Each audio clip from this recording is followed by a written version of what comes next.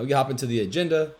We're going to go over a couple of things here today before we hop into the Q&A. Just a really quick, brief reviews. We're going to kind of feature the roadmap going out the rest of the year, kind of review the Chaos Agents Gold trials. We did a little tour across America the past few months, so kind of want to show that off a bit. And then talk about the Chaos Agents second World Championship and the qualifiers that we currently have, along with the upcoming Gold Championship coming up on Saturday, June 28th, so next Saturday. And then we'll roll into the Q&A. Like I said, we have a few questions that people turned in last week before, and then we can hop into any questions that might present themselves in the chat, or if anybody wants to hop on voice, they can ask the questions as well. So I'm going to go over here and pass it off to my good friend Arca, and he'll review the... Appreciate it. Thanks everyone who joined us. Really appreciate it. We always enjoy doing these roadmap reveals, and because we do so much behind the scenes in terms of new features, planning, we kind of always have about 6 to 8 months worth of development plans in place beyond what we can actually put out. So it's always fun to be able to share with the community what we know for a fact is coming. So what you see here is sort of a combination of the three main upcoming releases that we have. The first is what we are calling version 1.9.3.6, which is just around the corner.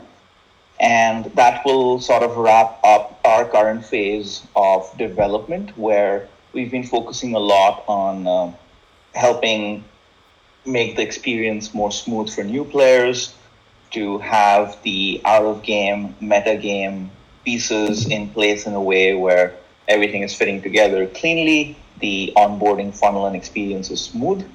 And as Mackie mentioned, that's what we've been doing in terms of the gold trial being an opportunity for us to really bring in new players, as well as go around the country and actually see people playing the game firsthand and just learning a lot. So all of that is going to get wrapped up with 1.9.3.6. There are some pretty key features coming in 1936, which will affect the metagame a lot. And then version 1.9.4, which is in development in parallel to version 1.9.3.6, is going to be a massive release, and that will change the game in pretty fundamental ways. So, Mackie, I just wanted to check that we have a recording going here. Yes, sir. We sure do. Awesome. All right. So with that, let's jump into version 1.9.36. You don't have to wait too long for this. The two big features I want to call out that will have quite an impact on our community as a whole is first is this agent rank progression system that we have been working on for a while. So one of the things that you might wonder about Chaos Agents is why we don't have the equivalent of an MMR or a matchmaking ranking type system that most other PvP games have. In fact, MMR ends up being the key progression system for a lot of PvP games. If you're playing League or Dota or pretty much any online PvP game, your MMR is what you're aiming to raise, and that also determines the type of competition that you will face. Now, what's interesting about Chaos Agents is because the agents are autonomous and have their own AI, the player is not necessarily making all those decisions for the agent, and the performance of the agent depends a lot on how powerful the agent themselves is. There's no doubt that there are skill maps that are easier to play, but there are skill maps where there are more combinations where you can get to a point where your agent is very powerful. So there's no doubt that there is a power level associated with the various agents. So what's going to be interesting about Chaos Agents is that our matchmaking ranking system, the MMR system, is actually going to be tied to the agent as opposed to the player. So as the player, the chaos broker, you will always have your leveling system. We're doing a lot with the level system, where your broker level right now gets you some rewards, but there's going to be a lot more associated with that. But the broker level is not an in-game matchmaking system. You can potentially play the game for a long time and win at certain points of time, lose at certain points of time, and your broker level will keep increasing. So your broker level isn't really what determines the type of competition that you will face. What determines the type of competition you will face is your agent. And that's where the matchmaking is going to happen. So, which means that we need some sort of an MMR system for agents, and that's where the agent rank system comes in. So, from 1.9.36 onward, right now when you're evaluating an agent, you see something like top X% based on a few different criteria. That will become much more concrete, because each agent will have basically what we're calling an agent rank across 3 dimensions. The first is what we call the survivor.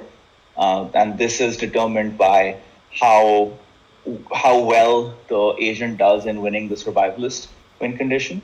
There is the seeker agent rank, which determines how good the agent is at winning the shardmaster win condition. And then there's the predator rank, which is determined by how well the agent achieves the Brawl Master win condition. And the key here is that the agent rank is affected by win conditions only, whereas there are other things that take into account how well the agent does in a match. So for example, if you play trials, you will see that even if you don't win, if you do well in a trial, you will get trial points and credit for that. As far as agent ranks are concerned, it is either win or nothing.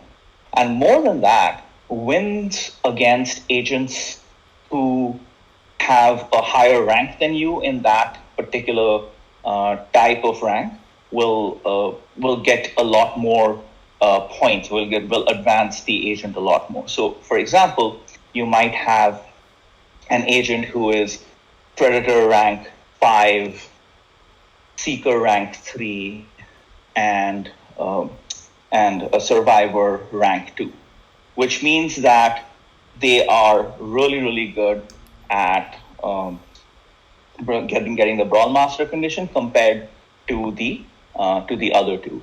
So the way that your agent can improve their Predator rank further is by basically participating in matches where they are going up against other agents with Predator ranks that are equal or higher. And that is what's going to help them gain their ranks further.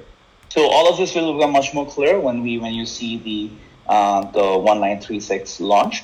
But overall, getting your agent from rank 1 to rank 2, rank 2 to rank 3 in these various categories will be a key part of the progression moving forward. So we are very, very excited about that. And we'll obviously have missions associated with it, where when you first trade for an agent or you receive an agent, there will be associated missions about increasing their agent rank and so on and so forth. So we are very excited about that feature. This is one of Richard's key concepts. So I encourage everyone to ask questions about this feature to Richard if you want.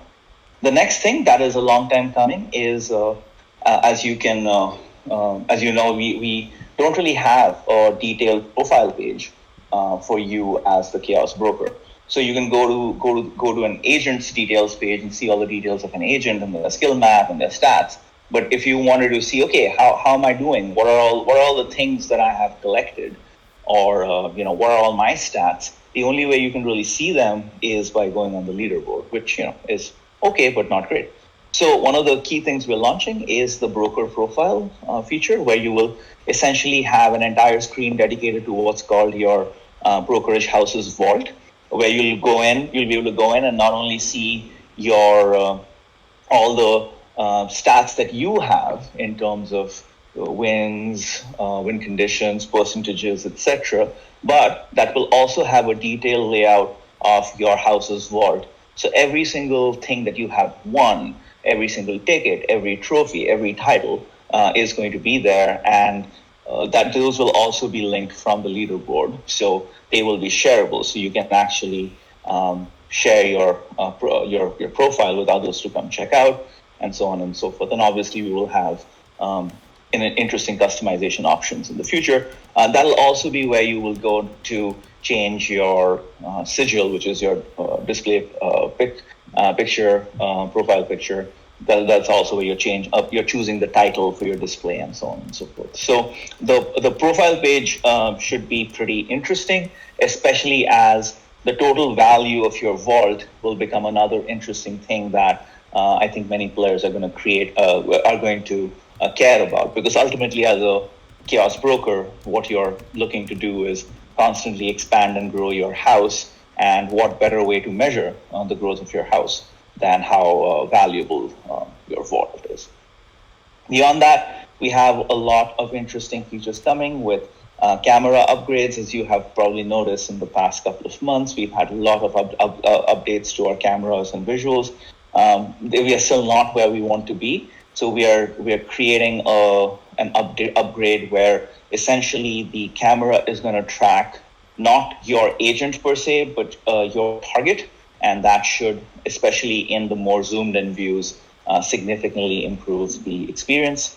There's going to be other improvements such as collision detection among various agents. And once you go into the campaign page, it'll be a lot more helpful now in helping you understand where you're at in terms of your missions and campaigns that you have progressed. For example, right now, if you go and see a mission or a mission pack is locked for you, it's not quite clear why it is locked. So all of those changes are going to come forth.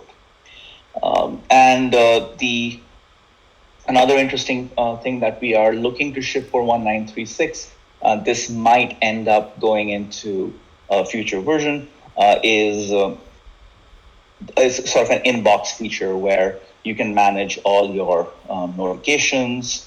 You can manage all the messages that you're sending among players, as well as going to be a way for new events and new narrative updates to drop, which right now only happens on our blog.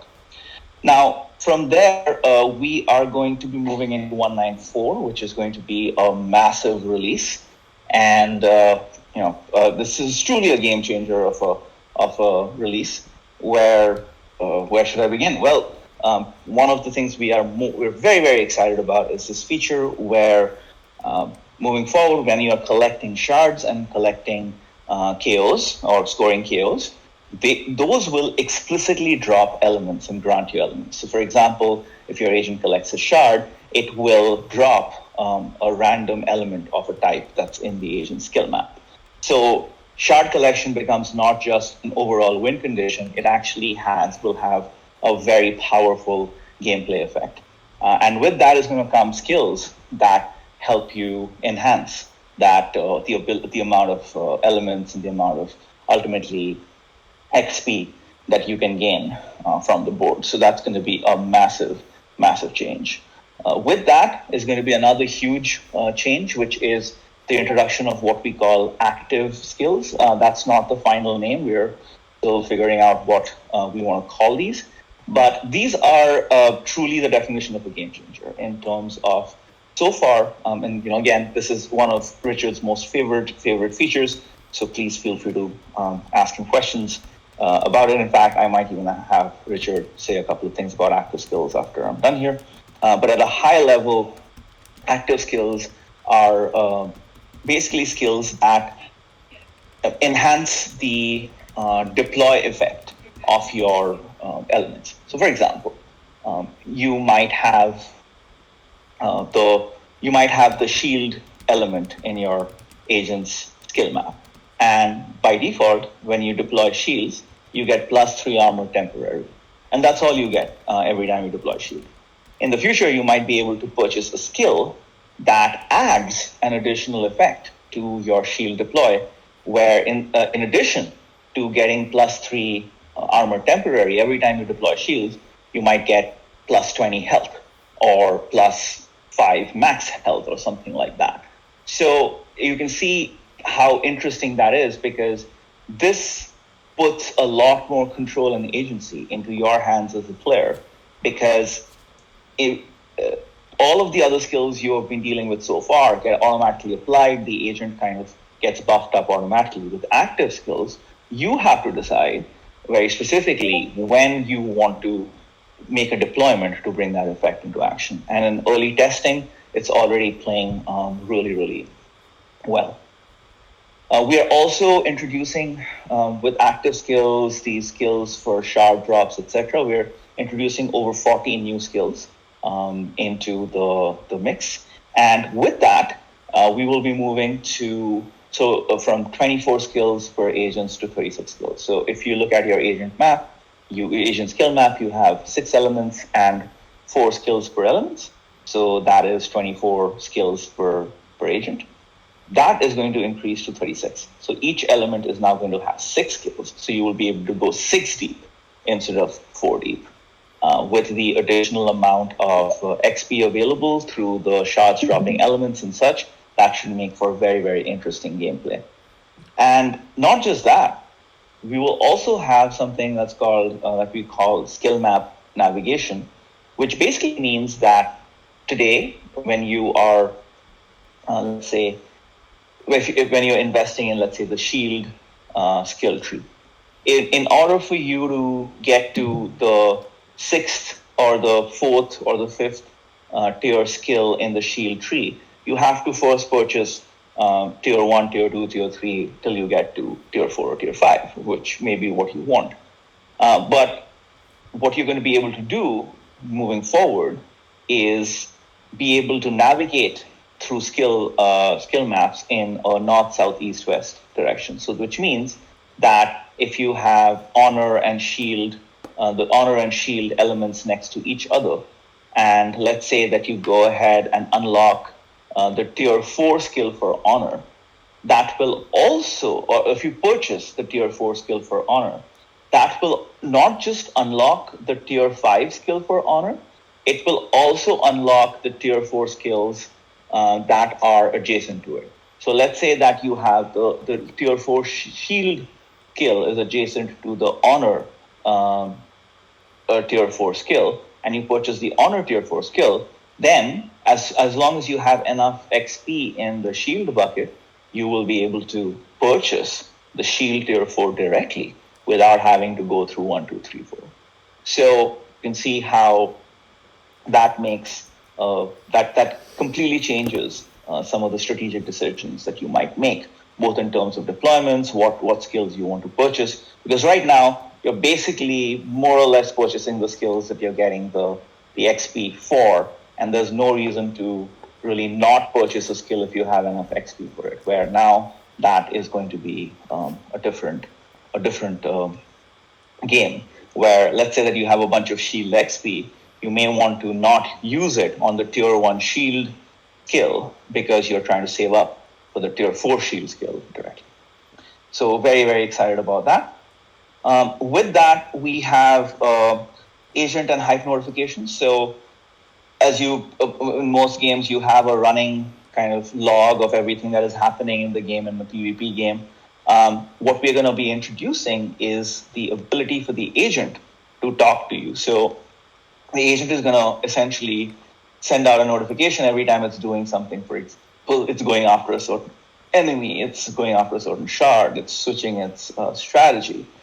Things that are implicit will become much more explicit, and that will also add a lot of like visual flair, letting you know when something important happens. For example, you have just reached 1,000 damage and so on. So that should make the match feel a lot more alive with the agent talking to you on these notifications.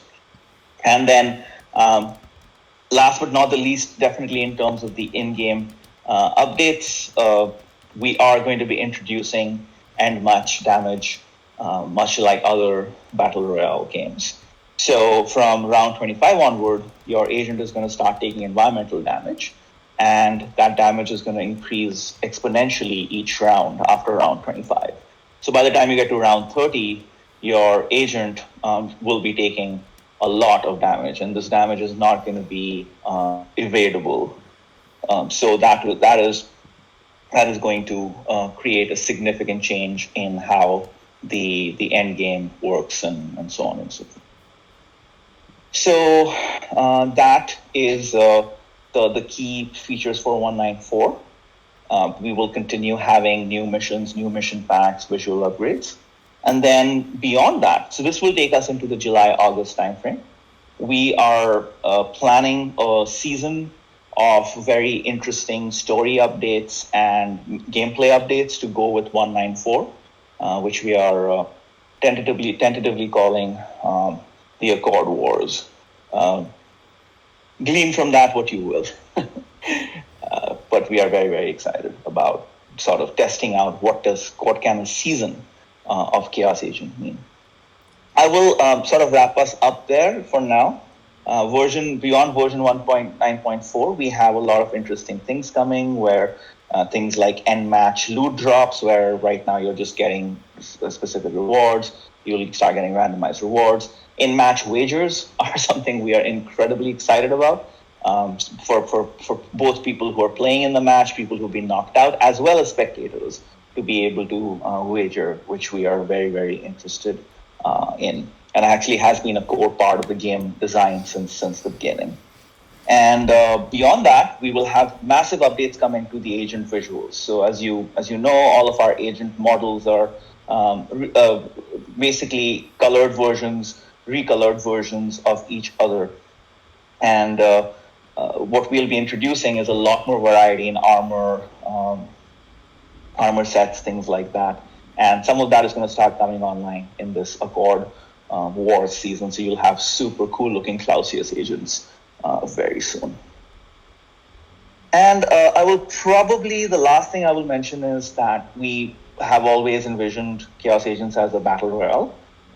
The 8-player version of the game has been surprisingly interesting and fun, which we were not expecting. However, we are close to the point where we will be now trying to expand the number of players from 8 to 16 and then eventually beyond 20 and beyond. There's a chance that we will have a game mode that lets you play V8 or V16, V20, whatever.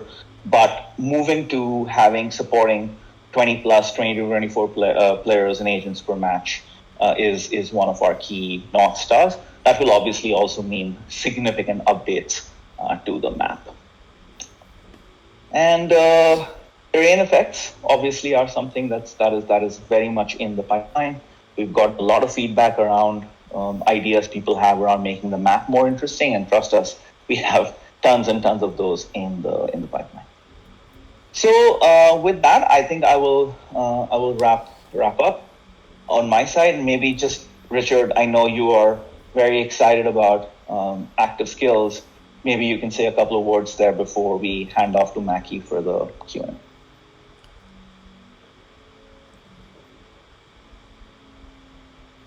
Yeah, sure. Active skills, we started active and passive were the first names I gave them, but they feel wrong. The reason they're active is because you as a player activate them, and the passive skills are all the others because your agent is doing them, not you. But that doesn't feel right. I'm starting to call the active skills elemental skills because you use your elements to trigger them. And yeah, what we're looking for here is something where you get interesting decisions during your staging round that could change how you choose to play your elements. So during the course of the game, you're going to be using elements to get experience points. You'll prioritize the ones for the skills that you want to get experience for. And you also get them for temporary effects, so you'll prioritize the ones you think are valuable. But by adding the elemental skills, we get to change the calculus while you're playing. So you might get permanent boosts to the power of one of your agent's skills every time you use a particular element. And so that means you'll be going back to that element again and again, trying to boost up that skill. You might, for example, every time you use dark, forgive me if I get the element names wrong because they have changed many times during playtest. The dark element at one point gave you evasion for a round, but an elemental upgrade might be that it gives you permanent evasion. So now that'll make it so you're not only doing it, because I need to evade right now since there's somebody in my face, but I'm just going to be using it even when I'm have no imminent enemies because it'll be boosting my evasion permanently. Anyway, that sort of decision will be quite interesting going forward, I believe. Thank you so much, Richard.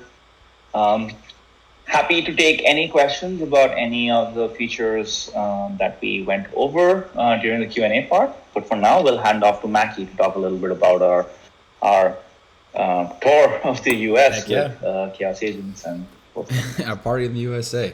Yeah, so I'll run through the Chaos Agents Gold Trial Tour quickly so we can get into the Q&A.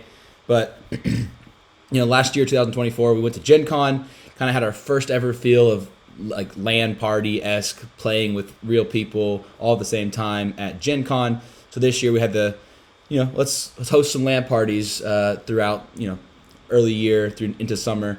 Started off at GDC, the Game Developers Conference that was hosted in San Francisco. We went down into Sunnyvale, which is kind of near the San Jose area, and we hosted our very first LAN party, Chaos Agents LAN party, at a cyber cafe called YouthNet, and it went great. We didn't know what to expect. It was our first time, putting one of these events on, but lo and behold, we had a lot of seats filled. We couldn't keep people. We had to have standing room because there were so many people coming in. It was a great time. We started thinking more about, okay, we got to turn up some of the in-game tutorials, think about how we're going to get people funneled into the game faster, etc. So that moved us into the PAX East, which we actually had two events going side by side, and Los Angeles, and then in Boston, which also, again, a great time. I think we kind of settled up in our onboarding process a bit better, getting people into the games. And then we ended in Brooklyn, New York on May 15th, which was a very vibrant, very live. You can imagine New York City. We were having a great time. People were screaming and shouting. That, again, we had to have standing room. There's too many seats filled. We were having overflow, so it was great. And I'll kind of go through the pictures here. So the bottom left corner, during our first event in Sunnyvale, we had a family that came in, and they played the entire time. And we had our first gold trial of this series, and awesome enough. The woman here on the left, those kids' mothers, she won. She was one of the first grand finalists, qualifiers at our first gold championship, and it was great. And then move over here to the guys in the green jerseys. That was in Los Angeles during the May 10th, and again another guy that was playing there. He first time ever playing Chaos Agents, picked it up great. Won in the gold championship. So it was really a great testament to okay, people can figure out the game in the first day, and it's not the largest learning curve ever.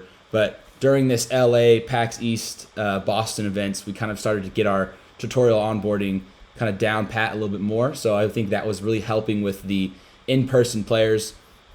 And then in Brooklyn, unfortunately, no one there won live, but we had some really fun people. We partnered up with our friends over at Cartridge, and we had some, I'm not sure how much we can talk about Chaos Surfers yet, but we had an extension game going side by side, and again, it was a great time.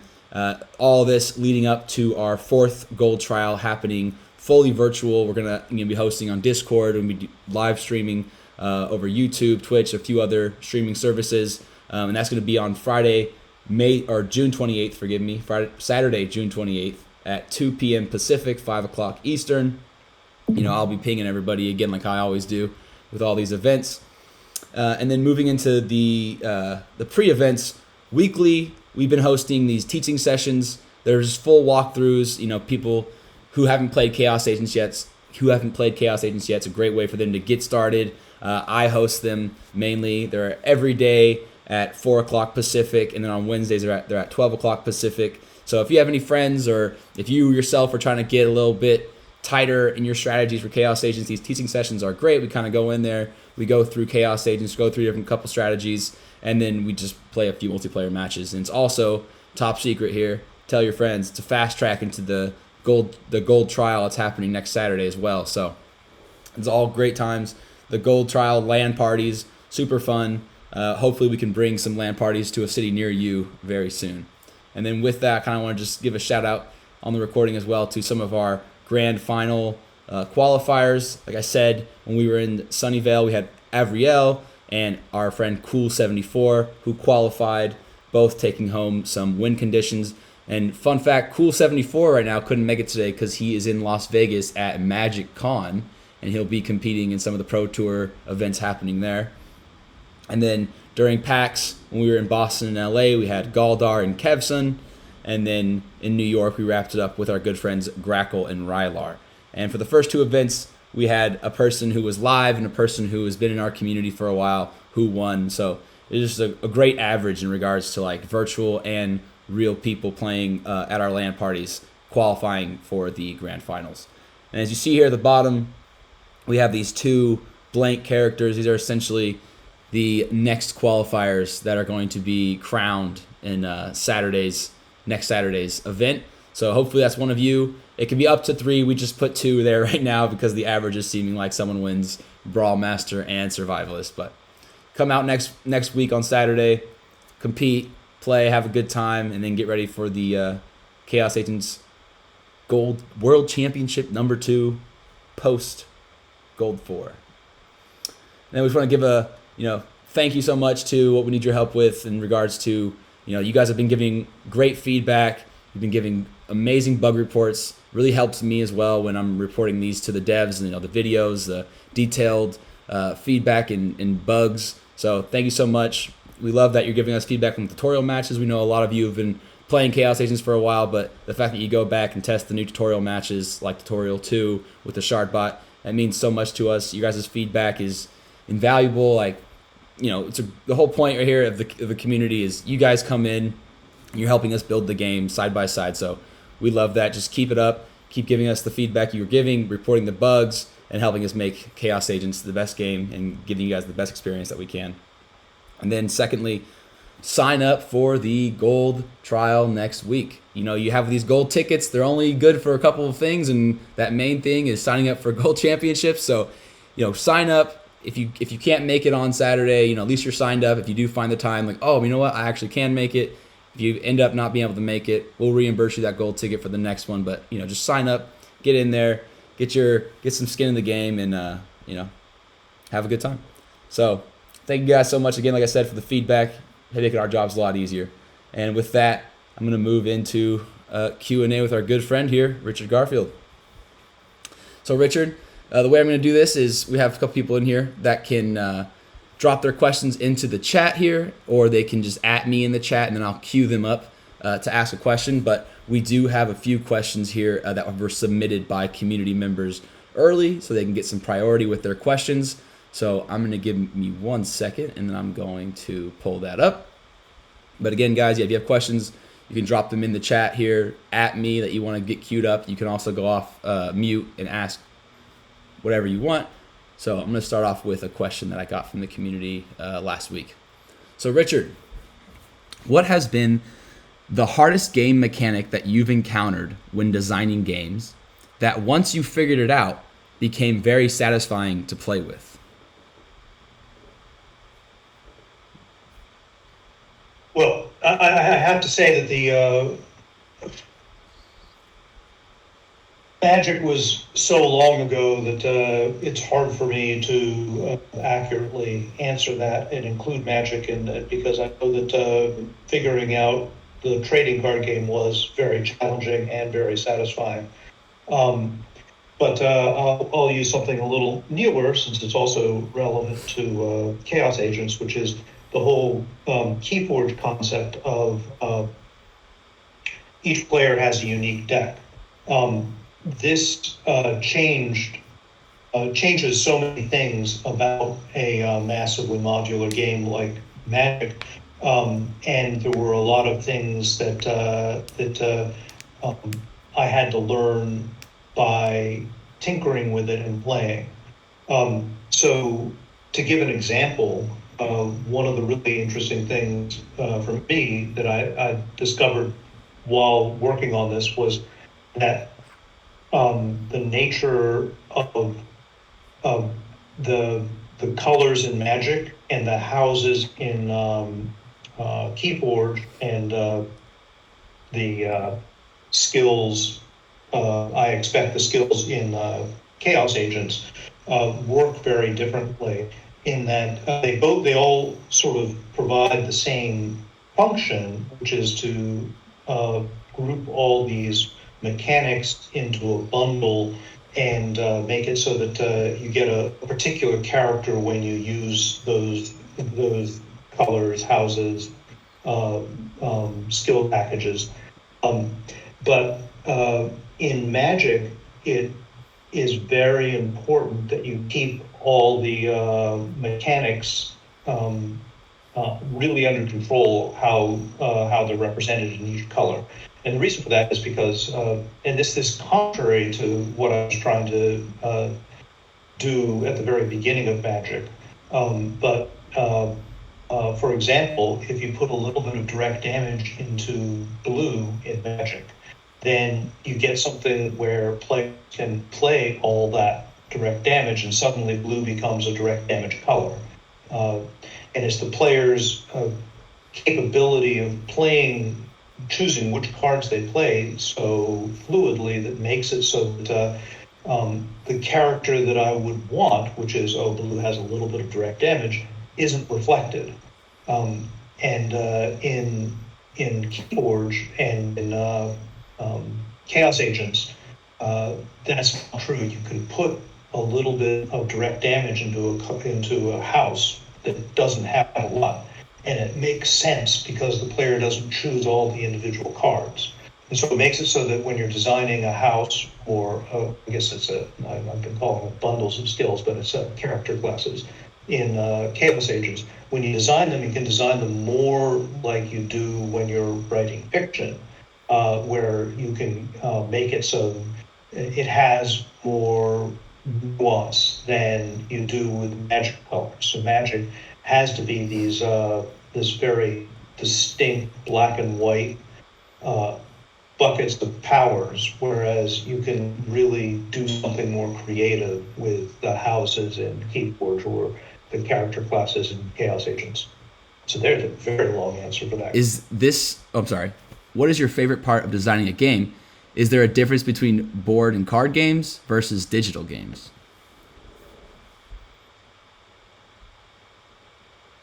Well, I think my favorite part of designing games is exploring the consequences of mechanics that I haven't used before, or combinations of mechanics that seem to explore new territory. I love doing that. I love coming up with a new way to approach mechanic and then playing around with it and seeing what the consequences are within the game. There's big differences between doing board and card games and digital. Each has their strengths. With a board and card game, I feel like I can turn around creative concepts and adjustments very fast, and therefore iterate my way to something that's interesting much faster. With digital games, it takes a lot more planning. You have to do what I have very little faith in, which is to model the mechanics in your head or on a piece of paper with other people. And I because of all my work with paper games, I'm used to just trying things out. and because I've got such low regard for people's abilities to model complex behavior in their head, I prefer just trying things out rather than thinking too hard about it. I find that you can think for, 2 days on something, and all that can be handled with 15 minutes of playtest. The thing is that playtest is often hard to get digitally. It's easy to get in paper. But with digital, once you've got the tools in place, you can iterate concepts even faster than with paper. It's just, it's more, it takes longer to get going because you've got to build the framework. And then once it's going, it's more constrained because within the bound which you set up, it's really easy to modify things. And so that can make it very exciting and make for very fast iteration. And if you're clever about it, you can keep those the framework flexible enough that you can get a lot of different types of play tests. And of course, that's one of the things that we've focused on from the beginning, and we're building a system which is very supportive of this sort of iteration. So I would say for me that's the biggest difference between designing paper and designing digital.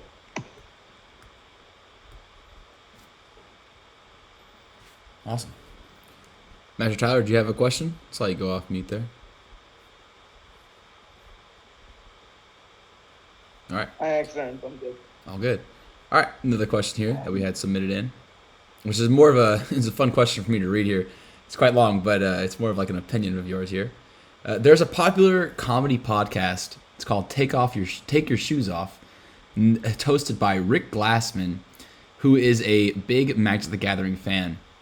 He even has a Magic the Gathering channel in his Discord server. And the podcast demographic is heavy neurodivergent men and seems like a great audience to market Chaos Agents to. I know Rick would love to have Richard on. Any chance Richard would be interested in being on the podcast when it comes time to do more marketing for Chaos Agents? Oh yeah, absolutely. It's a pleasure for me to talk about games that I'm working on and games that I have worked on and games in general. So yeah, that'd be fun. Yeah, I watched a couple of his podcasts after seeing that question. He is quite the comedian, let me tell you. He's a funny guy. All right. If there's any questions in the chat, just at me, drop them in the chat. You can also go off mute here and let me know if you have a question. But I'm going to keep going with these submitted questions that we have from the community. What was your original vision for Chaos Agents, and how has that vision evolved as the game has developed? That's an excellent question.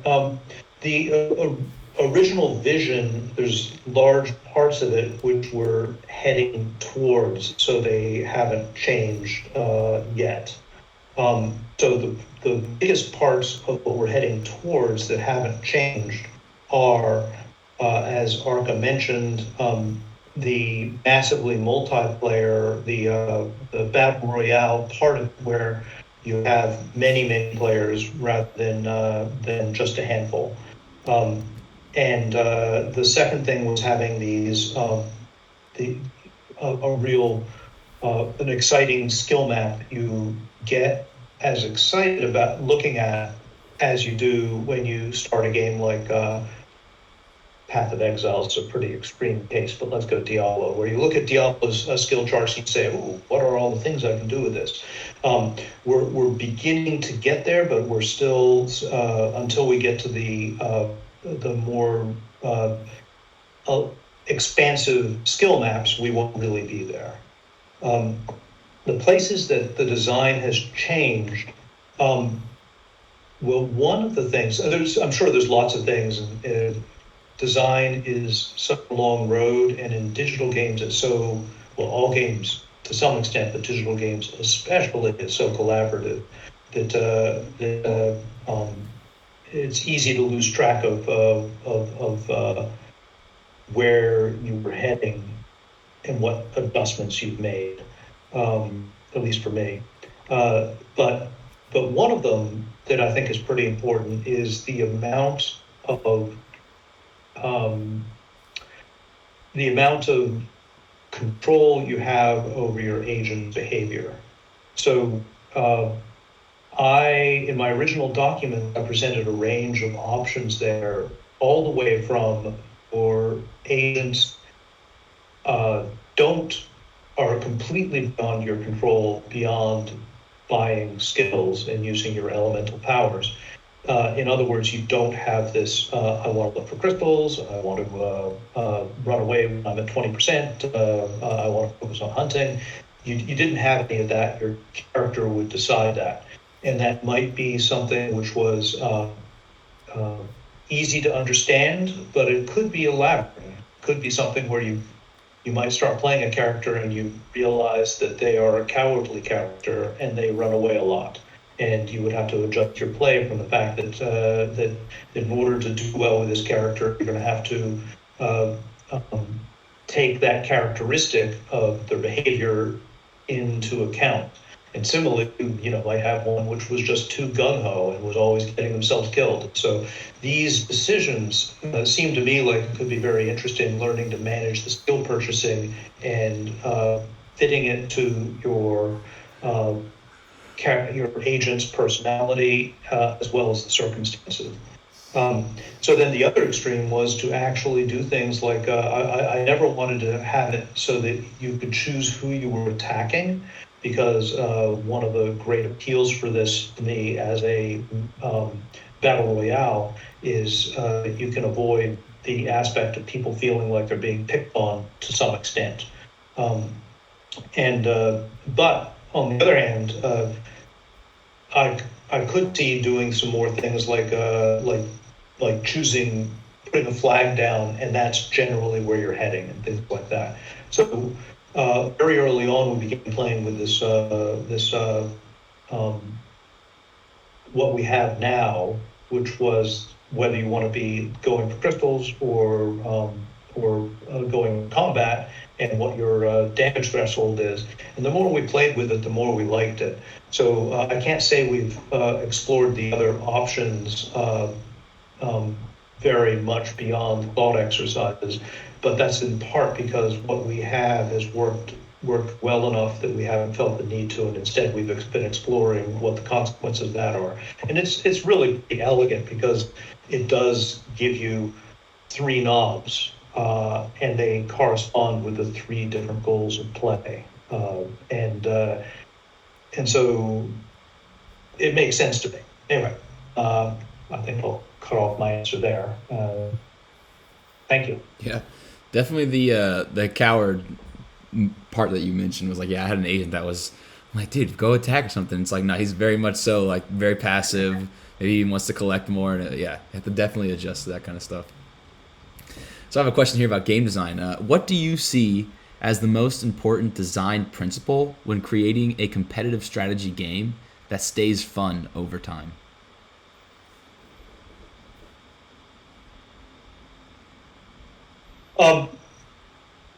I think getting I would list very high. I'm very sensitive to the of variance in the game, the amount of luck in a game, and I've written a lot of articles, given a lot of talks on the things to think about when putting luck into a game. But I find it a really useful tool for making sure that a broad range of players can play with one another. That is, if you're playing a game which is very skill intensive, then you can easily be in a position where you can't play with your friends and have a meaningful game. Either they've put in more time than you, or you put in more time than them, and then they've been left in it. And so then you're in the situation where you got to play, if you want to play the game the way it's meant to be played, you've got to play with strangers, hopefully soon to be friends, you meet up with. But with variance in the game, with a lot of luck in the game, you can broaden that so that you can play with a larger group, which means you can play with your friends. You can join a community and be more likely to find a group there to fit in, and that sort of thing. And there's an instant reaction a lot of people have to that, where you talk about adding more luck to the game. They think, oh, well, then you have less skill. And that's not the way I view it. I view it as that the ability to leverage your skill to a victory is reduced when you add more luck, but that doesn't remove the skill. So you can have these high luck, high skill games like poker, and you can play very scientifically, and you will win. You will do better than somebody who does not. However, that doesn't mean you win every hand. Certainly, you don't even win do well in every tournament. But you have a better chance, and that's what you go for. You go for games where people feel like they have enough strategy, enough payback for the strategy that is worth exploring, but there is enough variance that the game is interesting for a long period of time because the situations it throws you are newer, and it allows broader groups of people to play and have a satisfying game. I think that poker analogy is perfect. Yeah.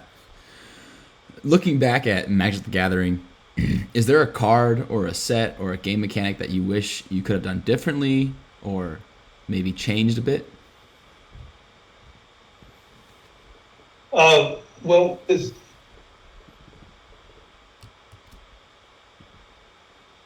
most of that has been cleared up by now, but the original set of rules were too complicated and didn't follow some. There was kind of a nasty Q&A which was all over the map, and it took a while for it to get sorted out what the actual rules were. And there was a tendency for developers to answer rules questions based on which cards they saw as more powerful or less powerful, which is not a good way to get a consistent rule set. And so I would point to, so in general, that's one of the things I would have fixed up if I did Magic again. Mechanically, I would have removed things like banding, which were just in the end far more complicated than they were worth.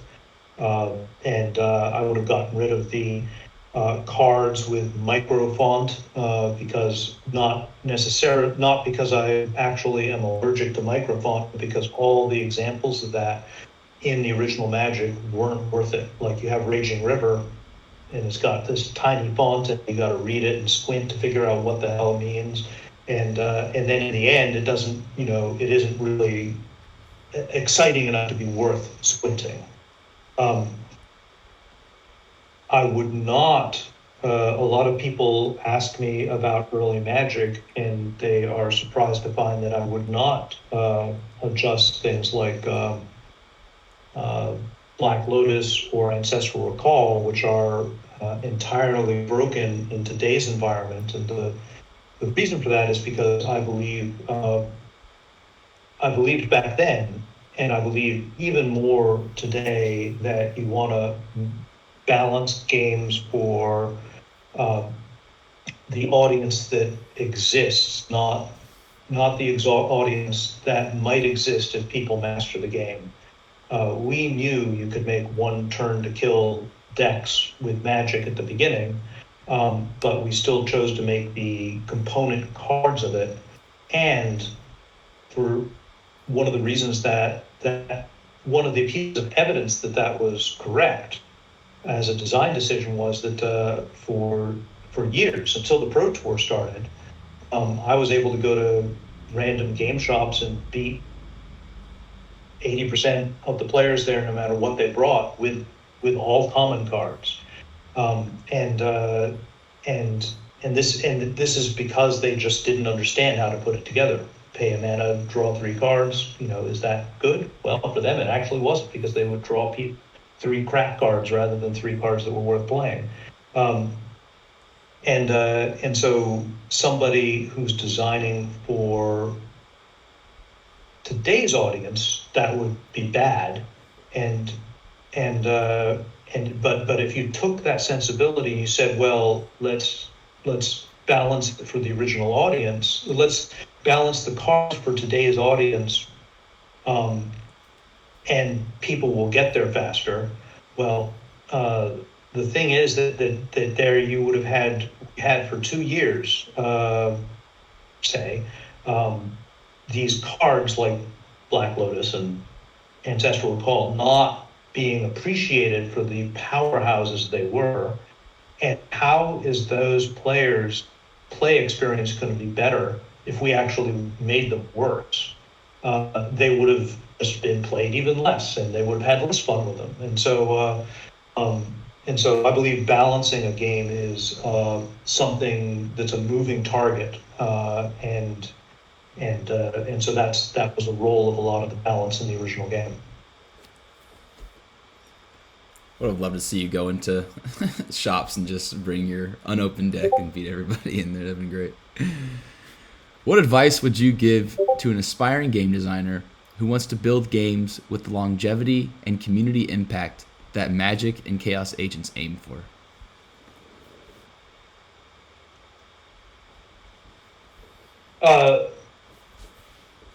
Could you repeat that, please? Yeah.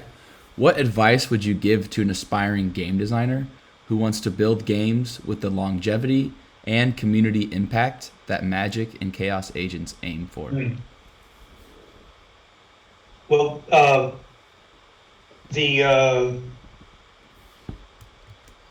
my first advice is to play lots of games, and play games even that you don't immediately like or even actively dislike, and try to figure out why the audience likes them. This is something I've done from the beginning, and it's something that I believe I've gotten a lot of value out of, because either I learn what makes those games tick, or learn what is appealing, and I'm able to incorporate it without having the parts which I don't care for, or I've learned to understand what that audience is going for, and actually learn to appreciate it myself. So it gives me more a broader pleasure and understanding of games. So the second thing is to play test with a broad set of players. If you're aiming for something with the community of a game like Magic or Keyforge, an important part of that community is understanding and supporting this idea that people play games for different reasons, and trying to figure out what those reasons are, and really support them in the ways you can. And so in Magic, that if that were designed for a narrow group, then you would have seen less crazy cards like whatever Chaos Orb, or things where you're flipping coins and things like that. Those cards are essentially of no value to somebody who's playing the game seriously. Some of them aren't even playable seriously, like Scheherazade, and yet they were appealing to the community, to facets of that community. And so if we focused on one part of the audience and gave that audience the voice to control everything, we would have ended up with a very different, very more focused game that was better for a narrower group, but that has a lot less opportunity to build a real community. So instead, I try to listen to the different voices and figure out how they can all be supported. Awesome. I have a few more questions here that were submitted about Chaos Agents, but if there's any other live Q&A, please drop them in the voice chat here, or you can go off mute and just let me know you want to ask. But I'm going to ask these last couple of questions, and then I know it's the top of the hour. So, Chaos Agents blends auto battler elements with deep strategy. How do you feel Chaos Agents sets apart from other strategy games in its genre?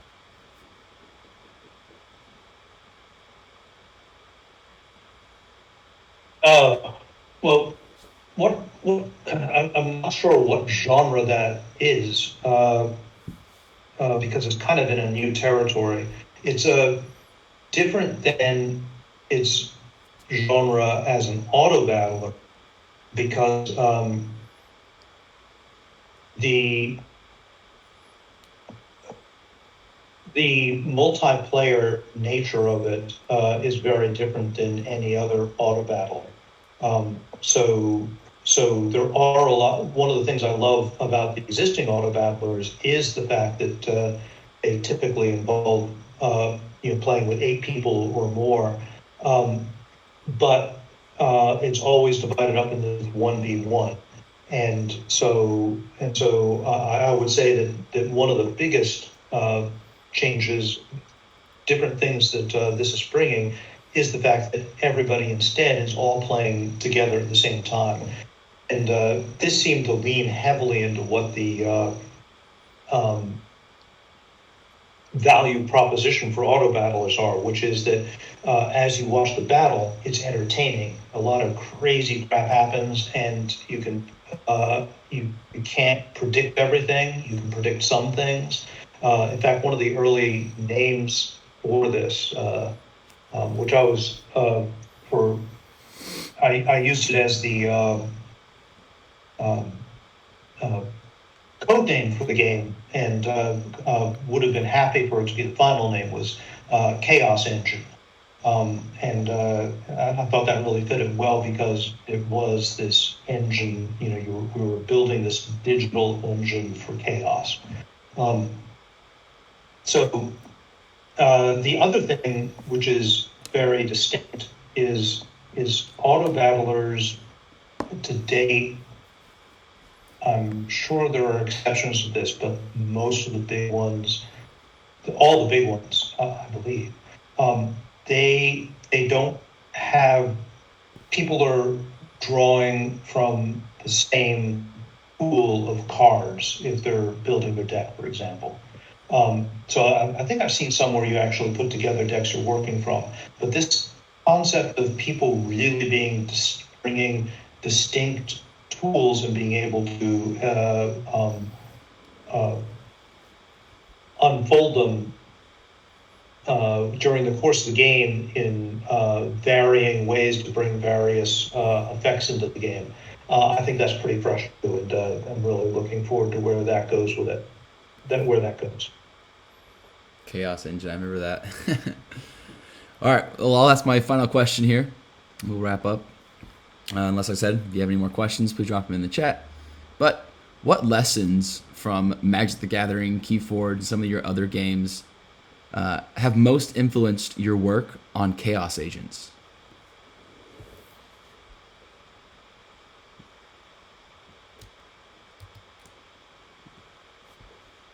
It's always hard for me to. I do introspect a lot on what the impact of various games are on my design going forward.